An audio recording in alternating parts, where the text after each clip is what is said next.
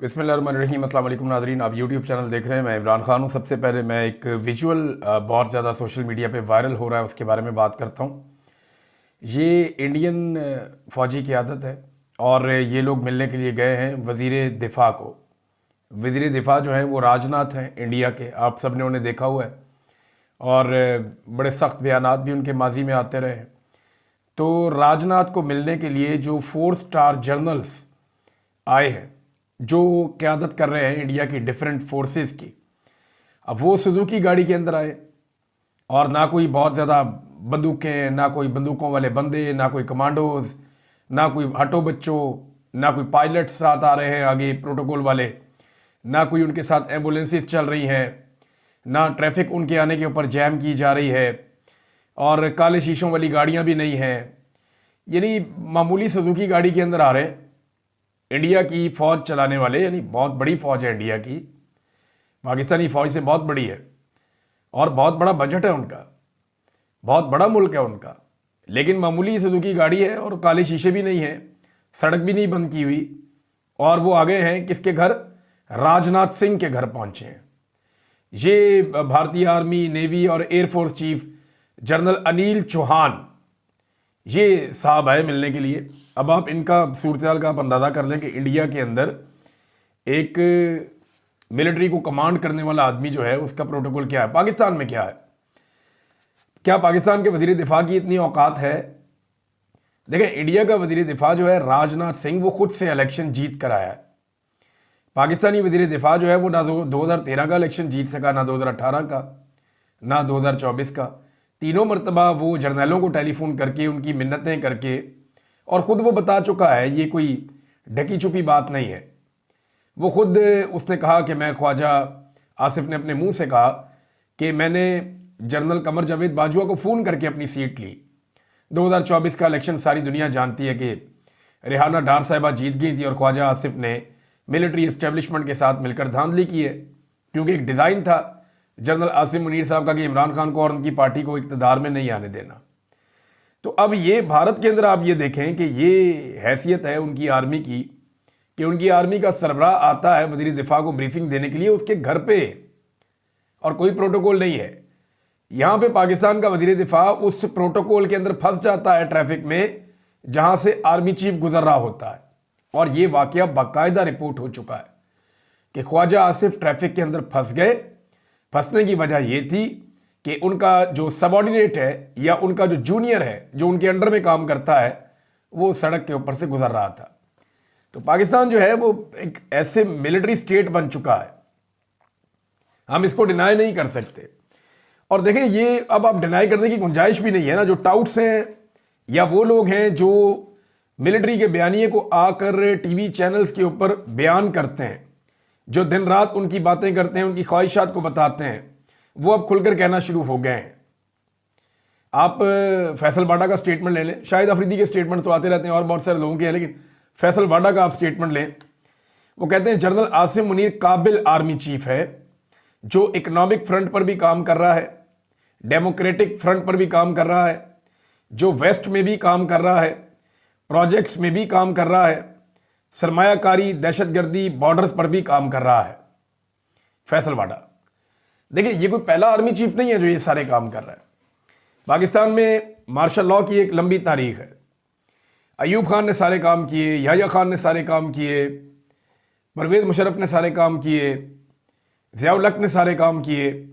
फिर जो बाकी जनरल्स आते रहे उनके अंदर ये ख्वाहिश रही कि वो भी सारे काम करें, और आज भी यानी अपने मुंह से मिलिट्री एस्टेब्लिशमेंट के ख़ास आदमी या उस कबीले से ताल्लुक़ रखने वाले ख़ास शख्सियत फैसल बाडा इस बात का एतराफ़ कर रहे हैं कि ये आर्मी चीफ अपना काम करने के अलावा जो काम इनको आइन में और कानून में इजाज़त नहीं है, जिन चीज़ों के अंदर ये दखलंदाजी नहीं कर सकते, वो आइनी और कानून की खिलाफ वर्जी है, ये उन चीज़ों में दखलंदाजी कर रहे हैं और बड़े फ़ख्र से अपने बंदों के ज़रिए से, अपने जो माउथ पीस हैं उनके ज़रिए से ये बातें कहलवा भी रहे हैं।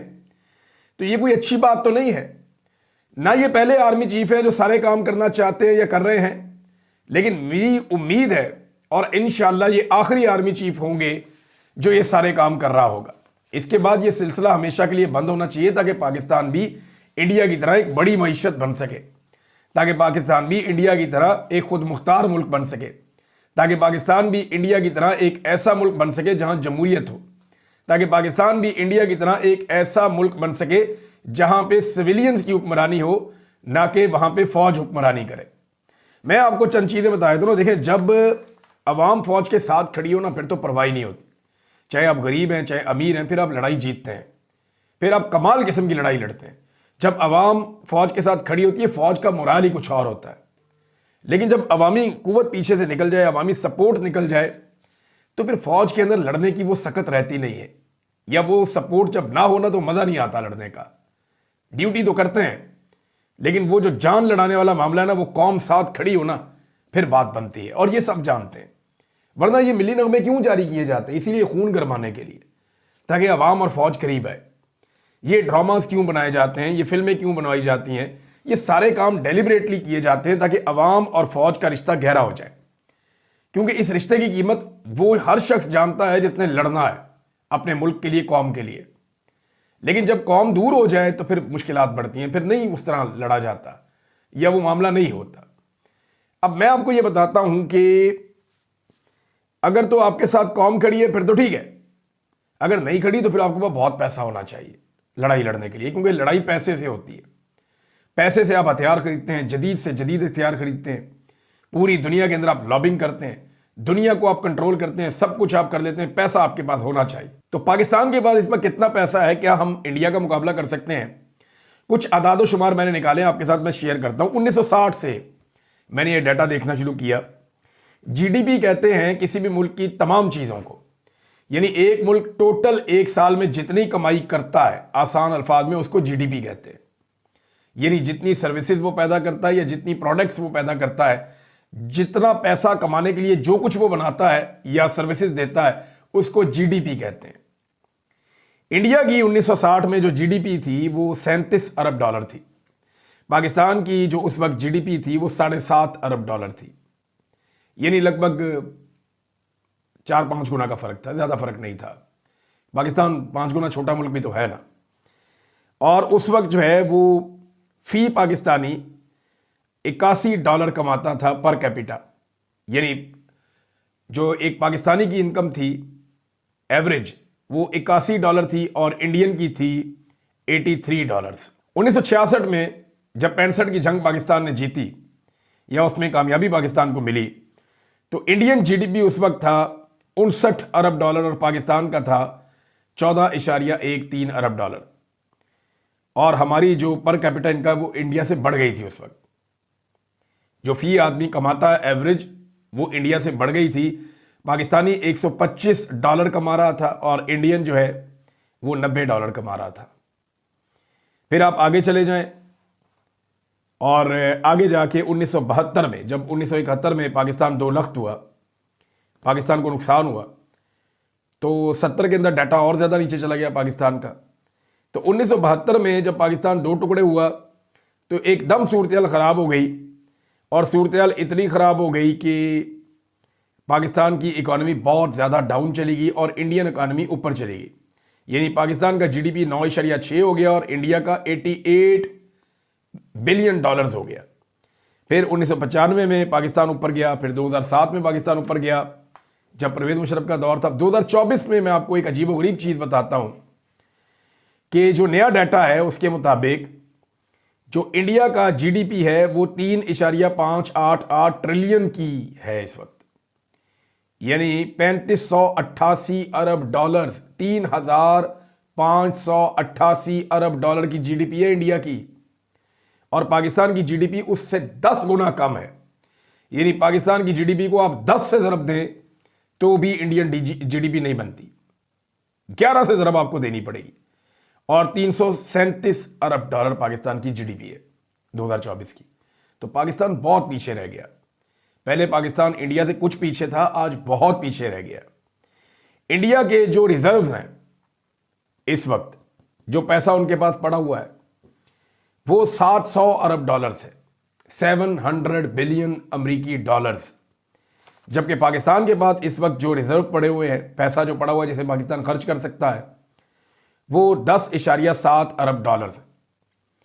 अब डायरेक्टली हमने 20 अरब डॉलर चाइना से और कोई 8-9 अरब डॉलर जो है वो यूएई और सऊदी अरब वगैरह से लिया हुआ है और वो हम रोल ओवर करवाते चले जा रहे हैं। ये आलमी कर्जों के अलावा ये पैसा है। तो हमारे पास मांगे तांगे के 10 अरब डॉलर पड़े हुए हैं खजाने में, जबकि इंडिया के पास इस वक्त 700 अरब डॉलर पड़े हुए हैं खजाने में। कितना फर्क है देखें आप। फिर 2024 में भारत ने जो एक्सपोर्ट्स किए हैं पूरी दुनिया के अंदर, जो अपनी मसनूआत बनाकर पूरी दुनिया को बेचा है माल अपना, तो भारत की एक्सपोर्ट्स हैं 698 अरब डॉलर्स। अंदाजा कीजिए आप, 698 लगभग 700 अरब डॉलर की इनकी एक्सपोर्ट्स हैं ये भारत की 2024 में। पाकिस्तान की जो टोटल एक्सपोर्ट्स हैं 2024 में वो 30 अरब डॉलर की हैं। यानी आप कोई मल्टीप्लाई करें इसको 20-25 से, तो फिर जाके आप भारत के बराबर पहुंचते हैं। भारत की जो एक्सपोर्ट्स हैं वो पाकिस्तान से इतनी ज्यादा, हम 30 अरब डॉलर पे हैं, वो 700 अरब डॉलर पे है। ये फर्क है एक्सपोर्ट्स का। इंपोर्ट का भी देख लेना, दुनिया के साथ आपके रिलेशन में ये भी होता है ना कि आप दुनिया से क्या खरीदते हैं, कितना पैसे की आप सामान लेते हैं। दुनिया आपको बेचना चाहती, बड़ी मार्केट कौन सी है? जो बड़ी मार्केट है लोग उधर फोकस करेंगे कि ये ज्यादा लोग हैं, बड़ी मार्केट है, ज्यादा चीजें हमसे खरीदते हैं, ये हमारा ग्राहक है, इसका हमने ख्याल रखना है। ये तो हमारी दुकान पे ही नहीं आता, इसका हम क्यों ख्याल रखेंगे? तो मैं आपको मिसाल देके समझा रहा हूं फिर दुनिया क्या सोचती है। अब यहां पे जो इस वक्त इंडिया इंपोर्ट्स कर रहा है, एक साल में 915 अरब डॉलर का सामान उसने इंपोर्ट किया। ये जो फिस्कल ईयर है 915 अरब डॉलर पूरी दुनिया से उसने सामान लिया है, जबकि पाकिस्तान ने जो इंपोर्ट्स की हैं वो 56 अरब डॉलर की हैं। तो यहां पे भी बहुत बड़ा फर्क है। तो हमें यह समझना पड़ेगा कि हमारी इकोनॉमी भारत का मुकाबला नहीं कर सकती। दुनिया इकोनॉमी में आगे जा रही है। आप देखें ना, सऊदी अरब जहां से सिर्फ तेल निकलता था, उनकी पूरी इकोनॉमी का इन्हिसार जो है वो तेल के ऊपर था। लेकिन मैं आपको एक ऐसी खबर दूंगा, आप चौंक जाएंगे। उन रेगिस्तानों के अंदर बसने वालों ने ऐसी प्लानिंग की है कि सऊदी अरब की तेल के अलावा जो बरामदात है वो भी अब पाकिस्तान से भी कुछ 4 गुना से ज्यादा है। अंदाजा करें, पाकिस्तान के पास ग्लेशियर है, पहाड़ है, जंगल है, डेजर्ट है, समंदर है। पाकिस्तान के पास दुनिया की हर तरह की फैसिलिटी है और पाकिस्तान एक्सपोर्ट कितनी कर रहा है? टोटल 30 अरब डॉलर की। और सऊदी अरब के पास रेगिस्तान के अलावा कुछ नहीं है। तेल है बेचने के लिए, तेल को निकाल के बाकी जो चीजें उन्होंने दुनिया को बेची हैं सऊदी अरब ने 137 अरब डॉलर तक की। पाकिस्तान से 100 अरब डॉलर वो आगे निकल गया सऊदी अरब। प्लानिंग के साथ मनसूबाबंदी की है, बड़े तरीके से वो चले। तो उन्होंने अब अपनी बरामदात में इजाफा किया और 137 अरब डॉलर तक वो पहुंच गई। तेल के अलावा दुनिया प्लान करके आगे निकल रही है। यूएई जो है वो इस खित्ते के अंदर एक उभरती हुई माशी कुव्वत है। जबरदस्त तरीके से उन्होंने अपनी बरामदात में इजाफा किया। पूरी दुनिया का माशी हब वो इस रीजन में बनता चला जा रहा है।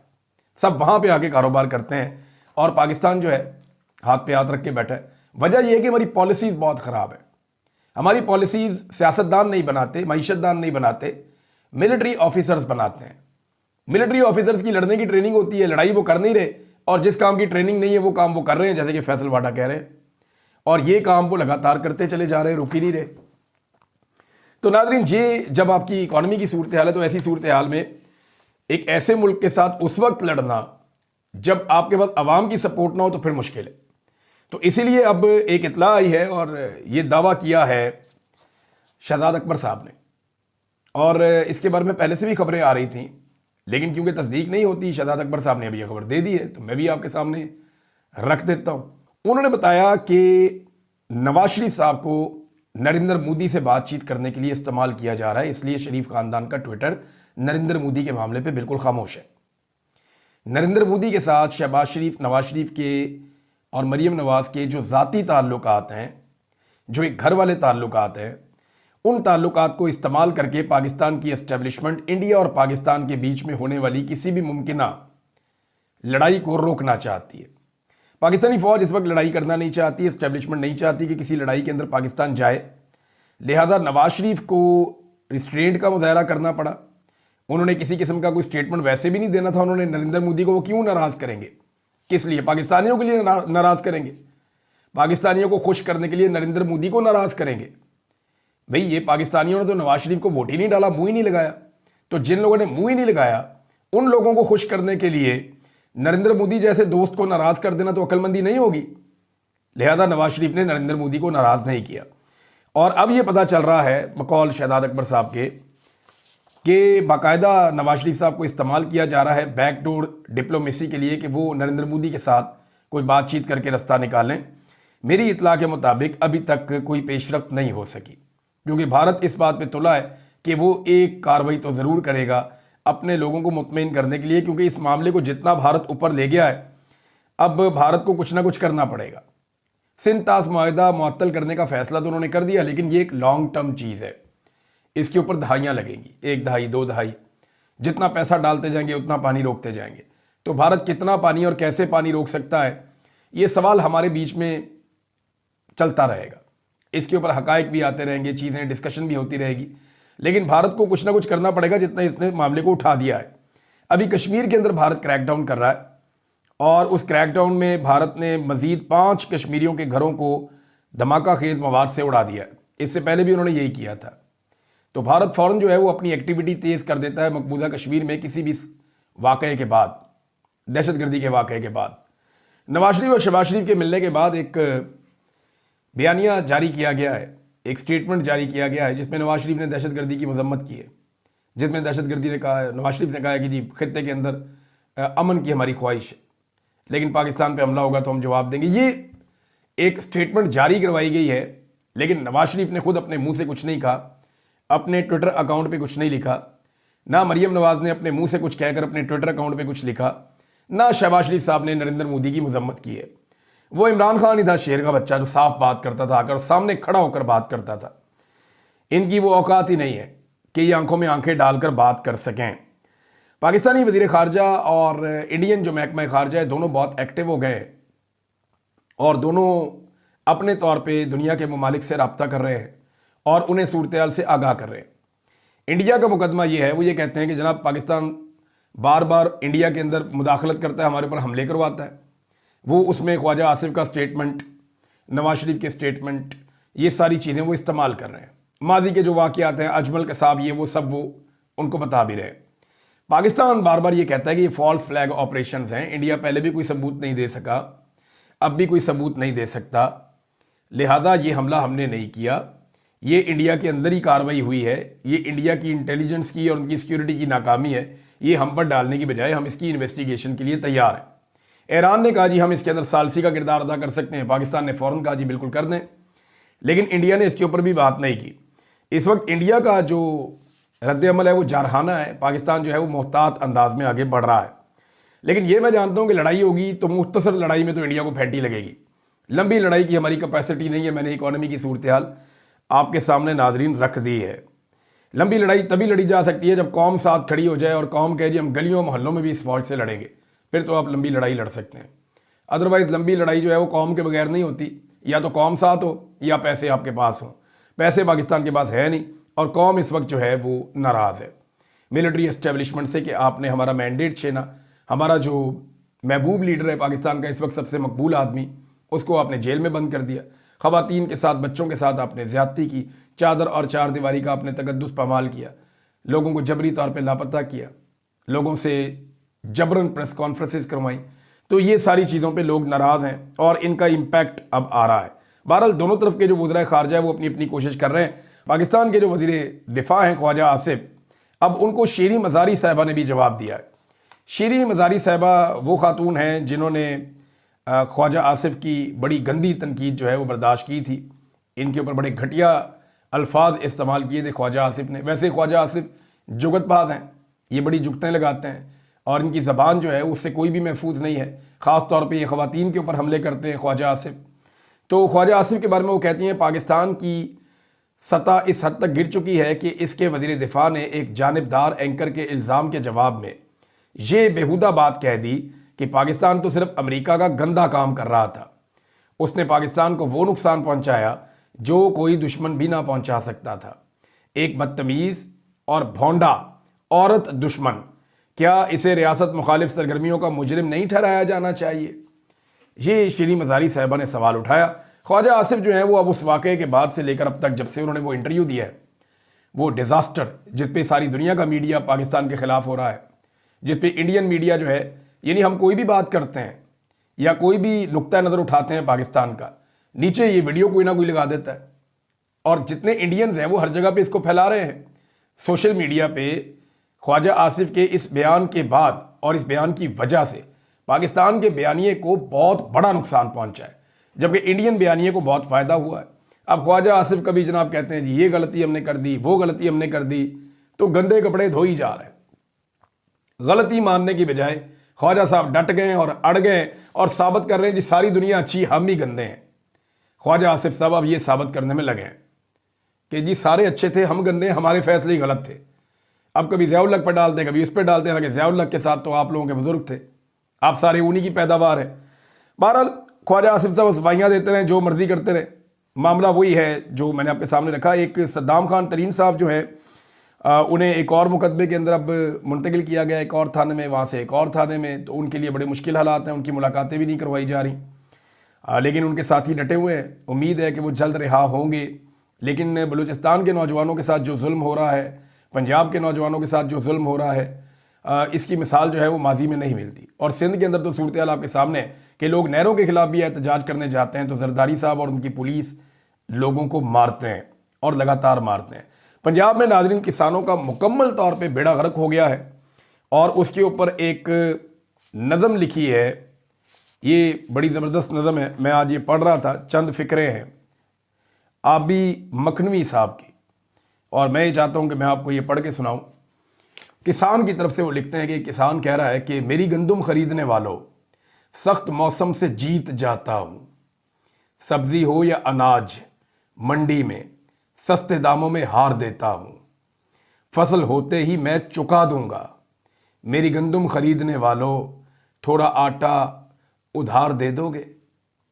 अंदाज़ा कीजिए आप। और ये एग्जैक्टली किसान के साथ हो रहा है। जिसका उगाया हुआ आप सारे खाते हैं ना, आज वो खाने के लिए परेशान है, उस पे ऊपर कर्जा चढ़ गया है। और ये इस हुकूमत की पॉलिसी ने किया है।